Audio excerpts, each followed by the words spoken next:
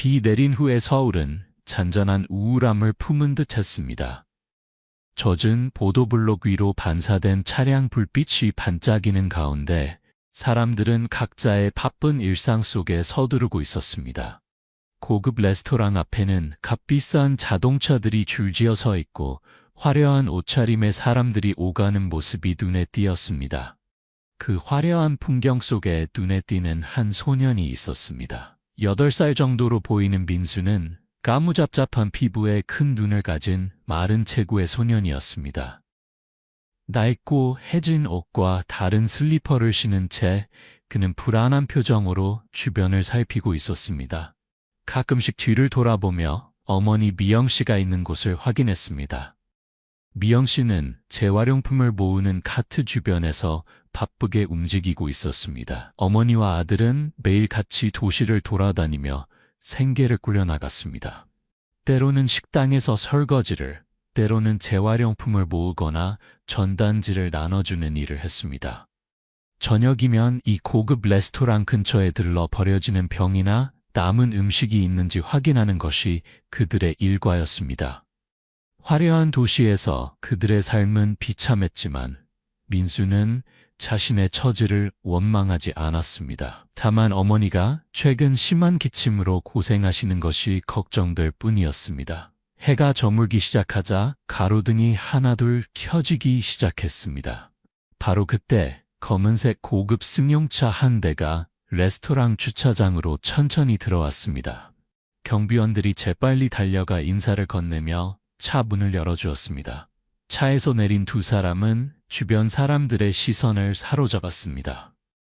중년의 키 큰 남성 박정훈은 완벽하게 맞춰진 정장을 입고 있었고 그의 옆에는 우아한 드레스를 입은 아름다운 여성 김서연이 서 있었습니다. 서연의 목에는 주변 조명 아래서 눈부시게 빛나는 목걸이가 걸려 있었습니다.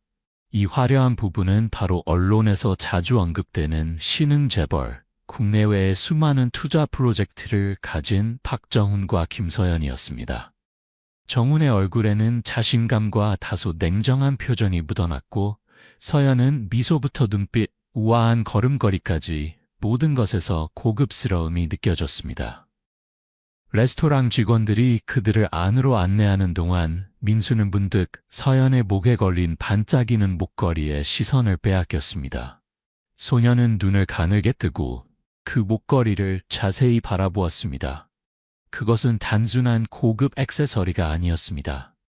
그 눈부신 빛은 아마도 다이아몬드나 보석이 박혀있게 있기 때문일 것입니다.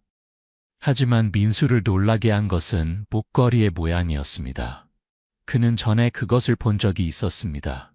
어쩌면 그는 매우 익숙한 디테일을 알아본 것 같았습니다. 어머니가 부르는 소리를 무시하고 민수는 갑자기 그들 쪽으로 뛰어가 소리쳤습니다.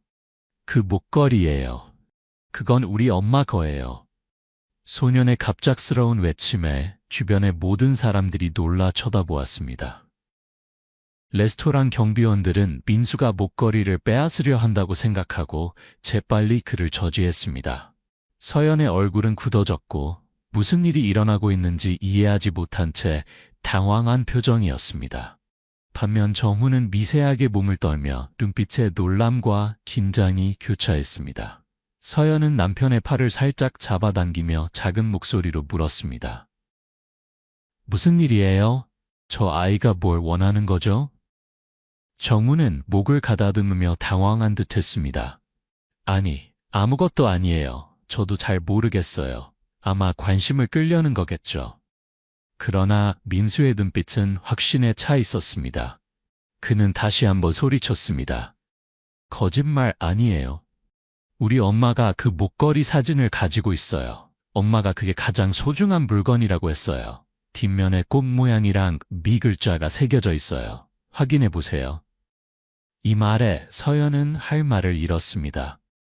그녀는 자신의 목걸이를 손으로 만지작거렸습니다. 그것은 남편이 해외 유명 보석상에서 특별히 주문했다고 믿고 있던 장신구였습니다.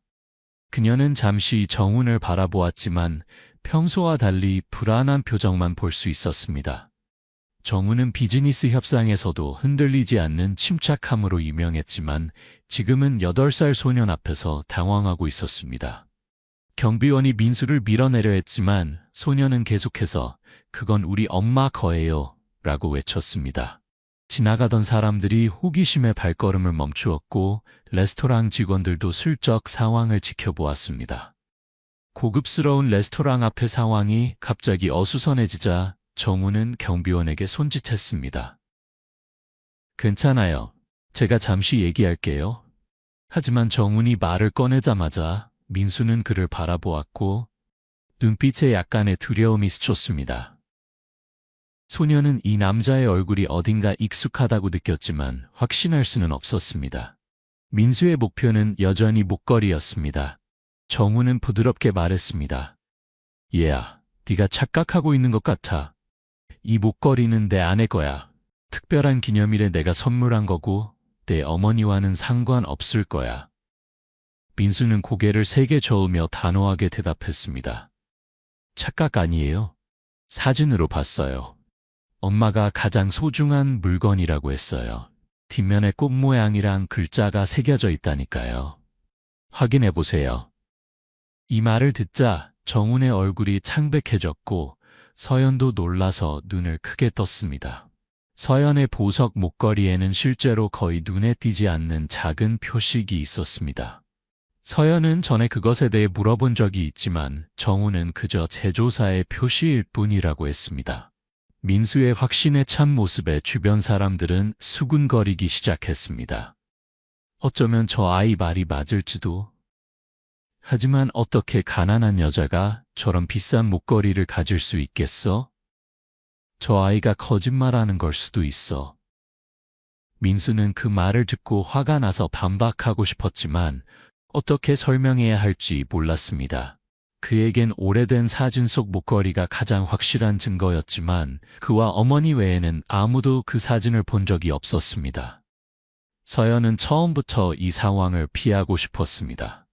그녀는 남편에게 작은 목소리로 말했습니다. 정훈 씨, 우리 안으로 들어가요. 약속 시간이 다 됐어요. 아내가 참을성을 잃기 시작하는 것을 보고 정훈은 가볍게 고개를 끄덕였지만 그의 눈빛에는 여전히 불안함이 있었습니다. 그는 일단 서연의 손을 잡고 민수에게 더 단호한 목소리로 말했습니다. 내가 어디서 착각하는지 모르겠지만 이 목걸이는 내 어머니와 아무 상관이 없어. 더 이상 소란을 피우지 말았으면 좋겠구나. 우리는 급한 일이 있어. 미안하다. 말을 마친 정우는 경비원에게 살짝 신호를 보냈고 그들은 민수가 부부에게 더 접근하지 못하게 막았습니다. 민수는 당황하며 그들을 쫓아가려 했습니다. 우리 엄마 목걸이 가져가지 마세요. 돌려주세요. 호기심 많은 군중도 서서히 흩어지기 시작했습니다. 바로 그때 미영이 허둥지둥 달려와 아들을 붙잡았습니다. 경비원에게 저지당하는 아들을 보고 그녀는 민수가 큰 문제를 일으킨 것은 아닌지 걱정스러웠습니다. 미영의 야윈 모습과 지친 얼굴을 본 사람들은 동정심을 느꼈지만 아무도 개입하지 않았습니다. 서연은 잠시 그 모자를 바라보며 마음이 아팠지만 곧 남편을 따라 레스토랑으로 들어갔습니다. 혼란스러운 순간에 정우는 민수 쪽을 한번 돌아보았습니다. 소년과 눈이 마주친 순간 그는 무언가 이상한 감정을 느꼈습니다. 검은 눈동자, 햇볕에 그을린 얼굴. 하지만 그는 빠르게 그 생각을 떨쳐버렸습니다. 그는 단지 군중을 빨리 빠져나가 불필요한 소문을 피하고 싶었을 뿐입니다. 목걸이와 소년의 이야기는 일단 신경 쓰지 않기로 했습니다. 민수는 저지당한 채 바라볼 수밖에 없었습니다. 그는 분한 마음에 어머니에게 말했습니다. 엄마, 그 목걸이가 사진 속 목걸이예요. 틀림없어요. 엄마 기억나요? 그 오래된 사진에 있던 목걸이, 뒷면에 새겨진 거. 미영은 놀라며 아들이 말하는 것이 무엇인지 바로 이해했습니다. 그녀의 유일한 보물, 항상 깊이 간직해온 물건을 말하고 있었습니다. 그녀의 심장이 빠르게 뛰었고 당혹감과 분노가 밀려왔지만 주변 사람들의 호기심 어린 시선 속에서 그녀는 그저 민수의 손을 잡고 부드럽게 말했습니다. 됐어. 이제 소란 피우지 마. 집에 가자. 그들은 우리 말을 믿지 않을 거야. 어머니의 약한 목소리를 듣고 민수는 조용해졌습니다. 그는 어머니가 다시 기침을 할까봐 걱정되었습니다. 주모자는 서둘러 고급스러운 지역을 벗어나 재활용품이 가득한 카트로 돌아갔습니다. 그날 밤 도시는 수백 개의 화려한 불빛으로 반짝였습니다. 레스토랑의 호화로운 방에서 정훈 부부는 웃는 얼굴로 사교 모임에 참석했습니다. 겉으로 보기에 그들은 여전히 완벽했습니다. 부유하고 성공적이며 권력 있는 부부의 전형이었습니다. 하지만 아무도 모르는 사이 정훈의 마음속에는 알 수 없는 동요가 일고 있었습니다. 가끔 그는 가난한 소년의 모습을 떠올렸고 그때마다 가슴에 익숙하면서도 낯선 감정이 스쳤습니다. 손님들이 모두 떠난 늦은 밤, 정훈과 서연은 차로 돌아왔습니다. 서연은 많은 말을 하지 않았지만 의심스러운 눈빛으로 남편을 바라보았습니다. 그 소년이 목걸이에 대해 확신에 찬 모습이 그녀의 마음을 계속 괴롭혔습니다. 이상하지 않아요? 그녀가 문득 물었습니다. 그 아이가 목걸이를 보고 그렇게 확신에 차 있었어요. 마치 어떤 비밀을 알고 있는 것처럼. 정훈은 피했습니다. 별거 아니에요. 아마 어디서 소문을 듣고 꾸며낸 이야기겠죠. 신경 쓰지 말아요.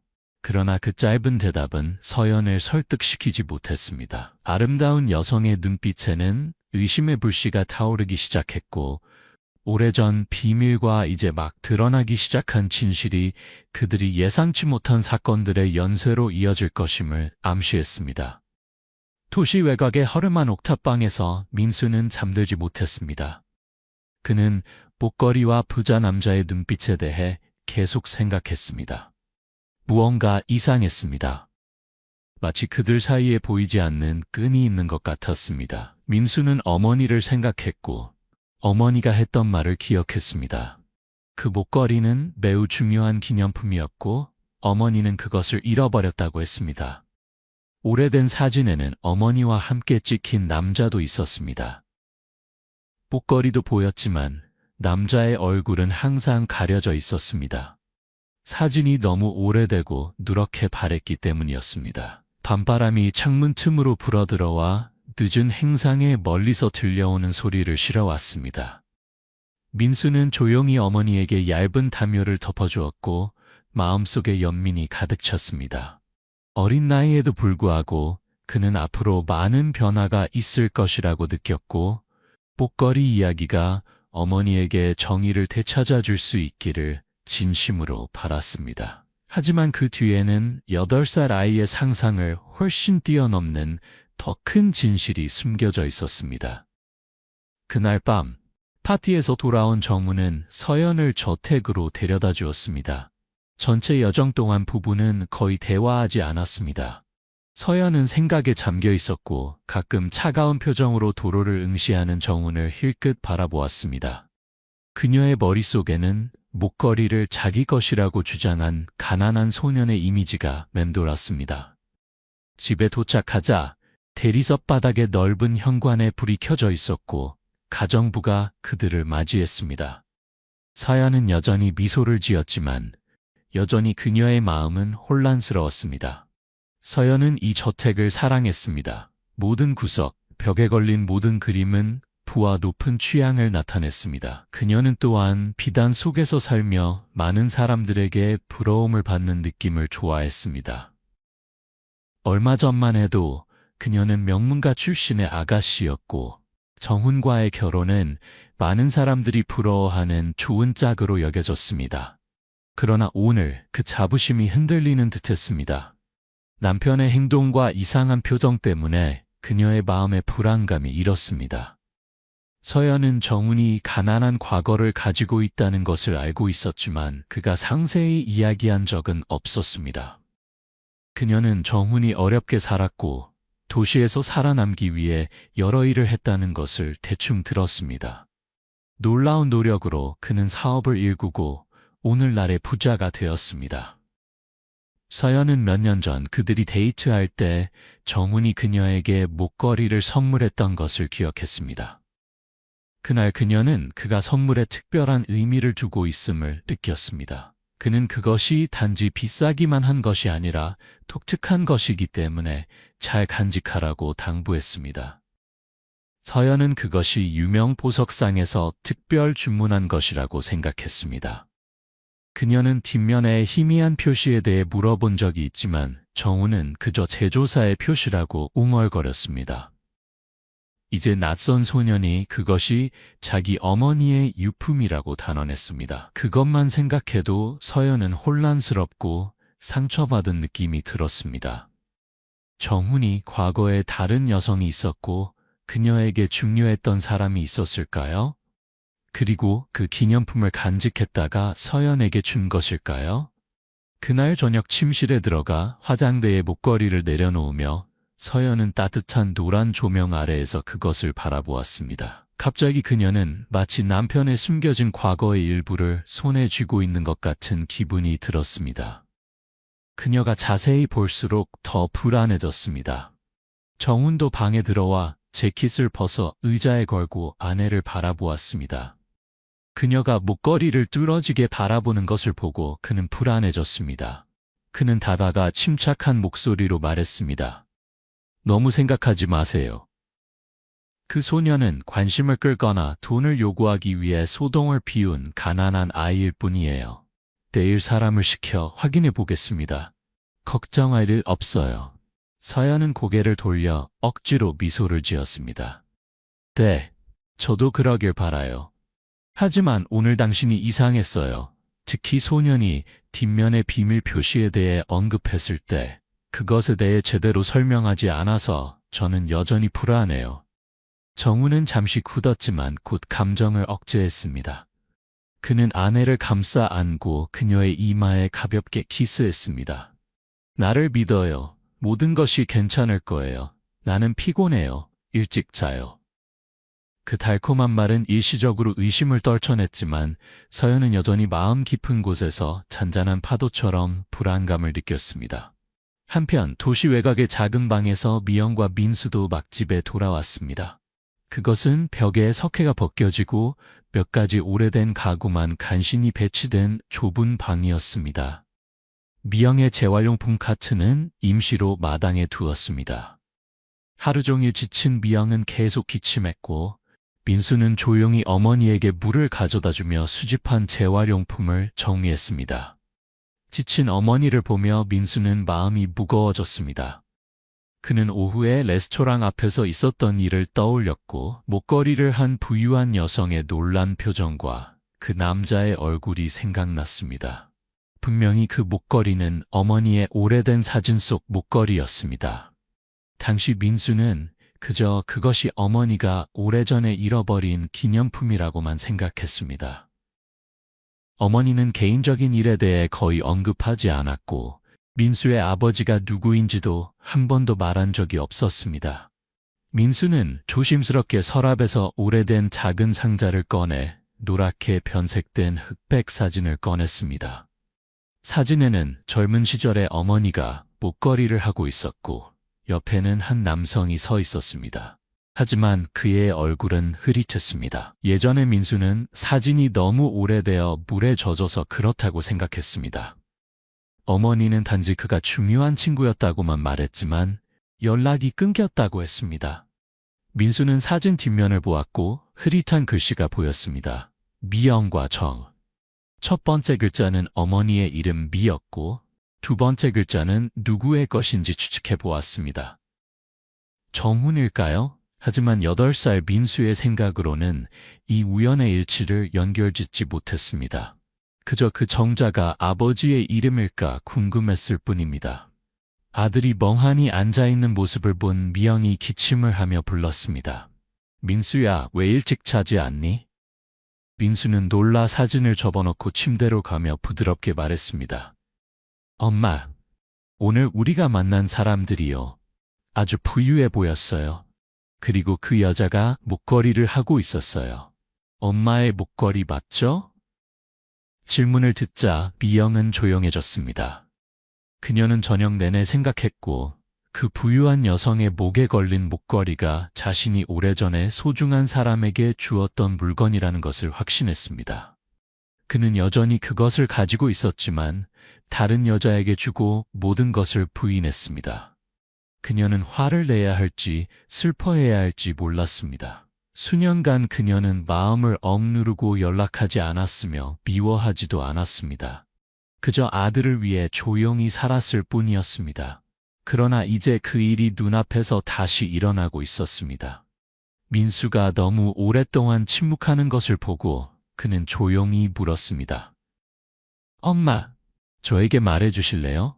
그 사람은 누구인가요? 엄마의 목걸이가 왜 그들에게 있는 거죠?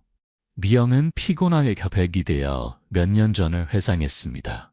엄마는 한때 깊은 사랑을 했단다. 그 목걸이는 엄마가 그 사람에게 준 거야.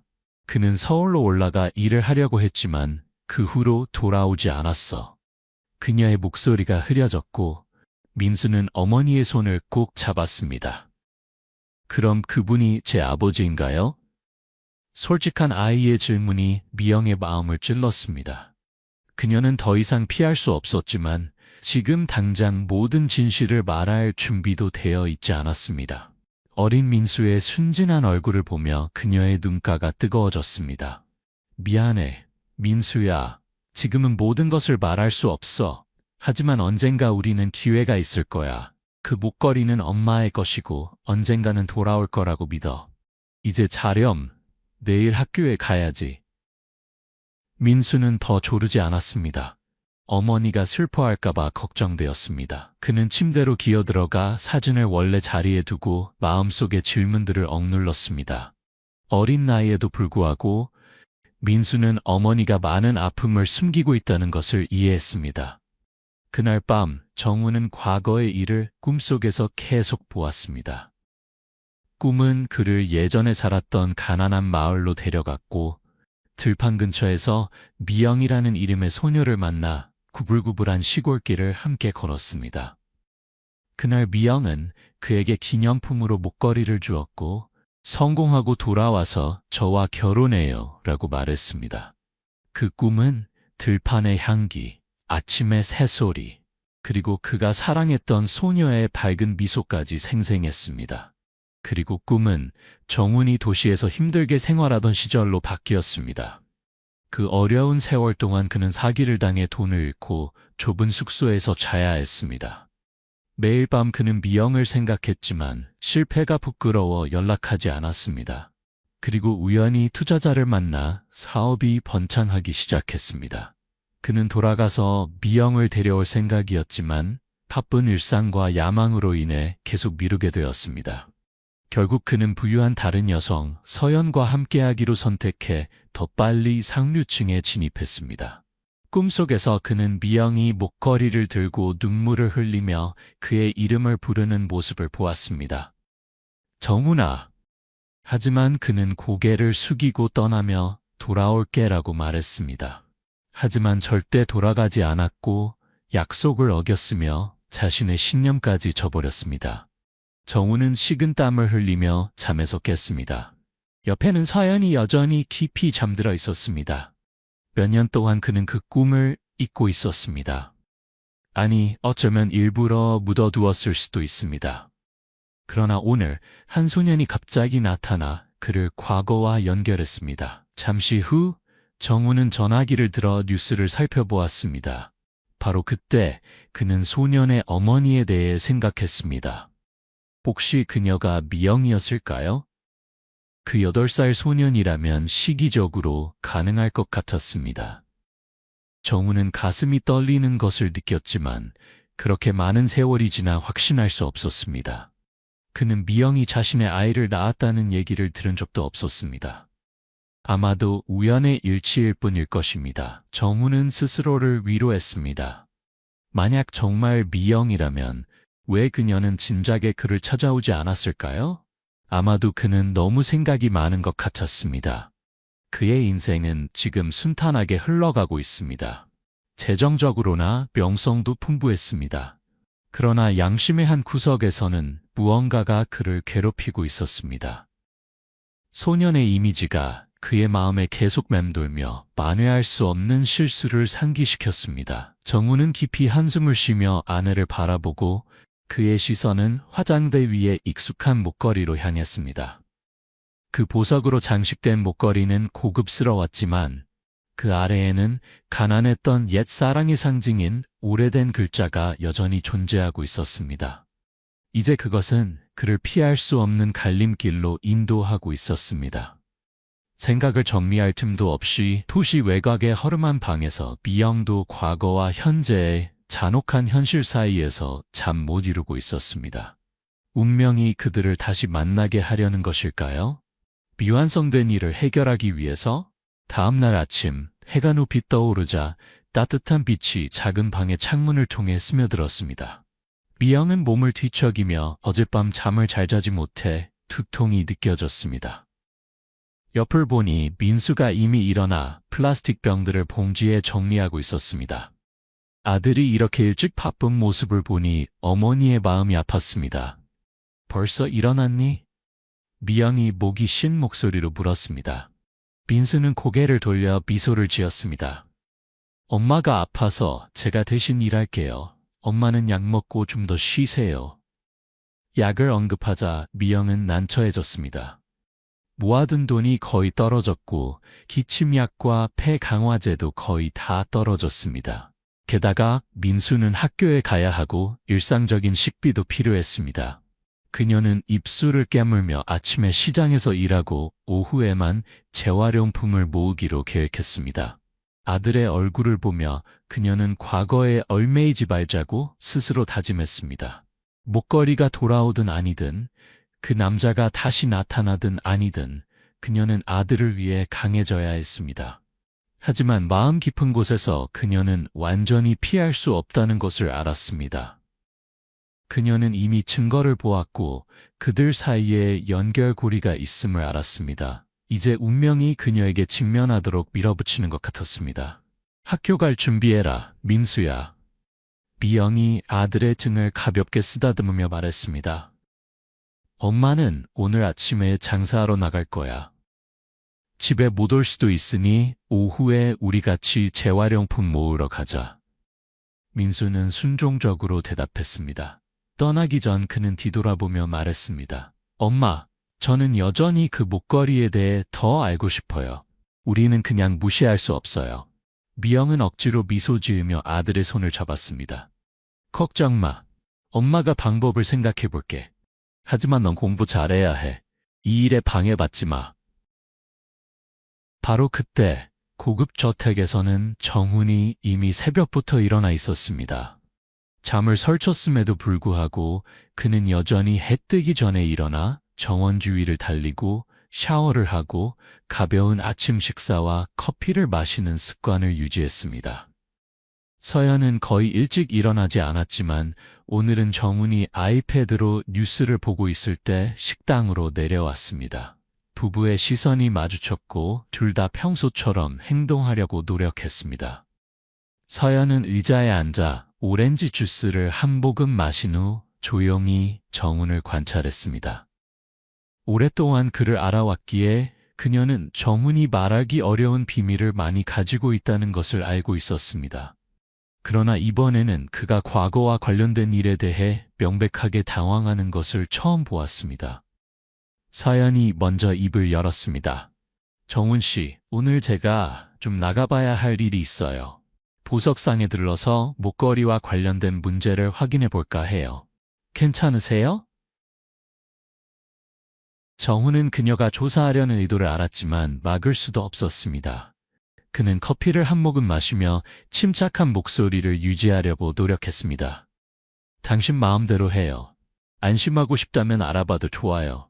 하지만 아무 문제 없을 거라고 확신해요. 서연은 고개를 끄덕였지만 미소는 눈까지 닿지 않았습니다. 그 말만으로도 그녀는 남편의 회피를 읽을 수 있었습니다. 아침 식사를 마친 후 정훈은 집을 나서 회사로 차를 몰았습니다. 그러나 내내 그의 마음은 미영과 수년 전의 소녀, 그리고 소년 민수에 대한 걱정으로 가득 차 있었습니다. 그의 마음은 애매하게 자신이 알아봐야 한다고 재촉했습니다. 그는 그 아이가 정말 자신의 아들인지 알아야 했습니다. 이 생각에 정우는 소름이 돋았습니다. 한편으로는 자신이 무의식적으로 아들을 버렸다는 사실이 두려웠고, 또 한편으로는 미영에게 사과하고 그녀에게 빚진 사랑과 신뢰를 만회할 기회가 있을지도 모른다는 생각에 기뻤습니다. 회사에 도착한 후 몇 가지 서류를 처리한 뒤 정우는 신뢰하는 비서에게 전화를 걸었습니다. 어제 오후 5시쯤 레스토랑 앞에 나타났던 소년을 조사해 주세요. 8살쯤 되고 해진 옷을 입었으며 미영이라는 이름의 여성과 함께 있었습니다. 그들이 어디 살고 있는지, 상황이 어떤지 알아보세요. 비서는 잠시 놀랐지만 재빨리 대답했습니다. 네, 알겠습니다. 이전에 정우는 낯선 가난한 사람들의 개인적인 일에 거의 관여하지 않았습니다.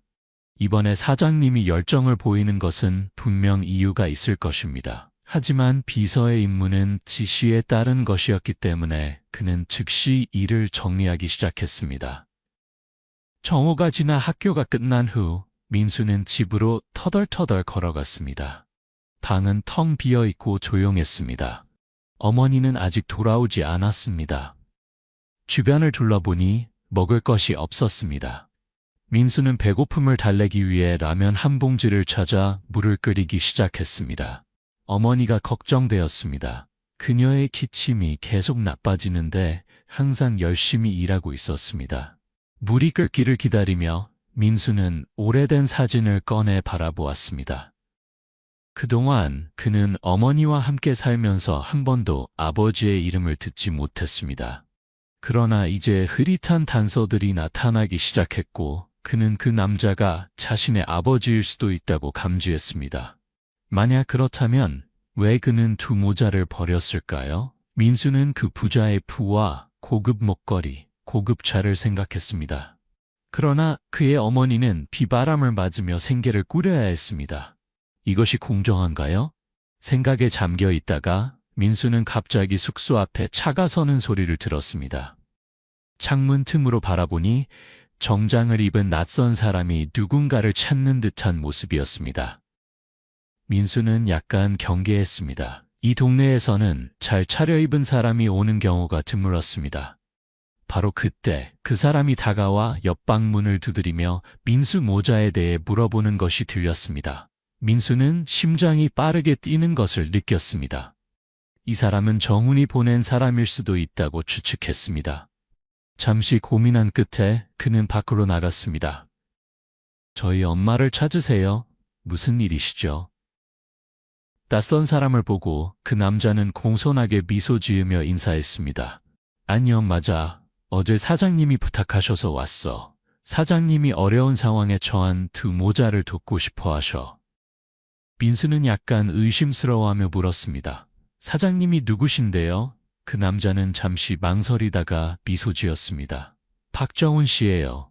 어제 레스토랑 앞에서 만났죠? 그렇지? 정훈이라는 이름을 듣자 민수는 잠시 몸을 떨었습니다. 그는 즉시 사진 뒷면에 흐릿한 이름 미영과 정을 떠올렸습니다. 잠시 후 그는 침착함을 되찾았습니다. 엄마는 일하러 가셨어요. 왜 오셨어요? 비서는 대답했습니다. 아, 박정훈 씨가 약간의 도움과 선물을 전해달라고 하셨어요. 더 중요한 것은 어제의 오해를 해명하기 위해 두 분을 다시 만나고 싶어 하세요. 민수는 이것이 전환점이 될 수 있다는 것을 깨달았습니다. 도움? 다시 만나서 무엇을 할까요? 그는 잠시 망설였다가 물었습니다. 목걸이를 엄마에게 돌려주려고 오셨어요? 남자는 어색하게 웃었습니다. 솔직히 목걸이 일은 잘 모르겠어요. 저는 지시받은 대로 왔을 뿐이에요. 만약 너와 너의 어머니가 동의한다면 박정훈 씨가 회사로 초대해 더 자세히 이야기하고 싶어 하세요. 민수는 입술을 깨물며 어머니가 들려준 이야기를 조각조각 떠올렸습니다. 아버지 없이 지내온 수년간의 외로움도 생각났습니다. 그의 마음속에는 억눌린 분노와 질식할 것 같은 감정이 가득했습니다. 그러나 그는 여전히 어린아이였고 어떻게 행동해야 할지 확실히 알지 못했습니다. 결국 그는 고개를 저었습니다. 아직 대답할 수 없어요. 엄마가 오시면 말씀드릴게요. 이제 가세요. 비서는 소년의 경계심을 이해하는 듯했습니다. 그는 명함 한 장을 내밀며 부드럽게 말했습니다. 공격적인 의도는 없어요. 명함에 전화번호가 있으니 너희 어머니가 언제든지 연락하세요. 빨리 만나기를 바랍니다. 그는 공손하게 인사한 후 차로 돌아가 떠났습니다. 민수는 명함을 들고 회사의 이름, 주소, 아이 전화번호를 바라보았습니다. 그의 머릿속에는 혼란스러운 생각들이 가득했습니다. 정훈이 정말 그들을 돕고 싶은 걸까요? 아니면 그저 속임수일까요? 저녁 무렵 미영이 시장에서 과일 가게 일을 도운 후 지친 모습으로 돌아왔습니다.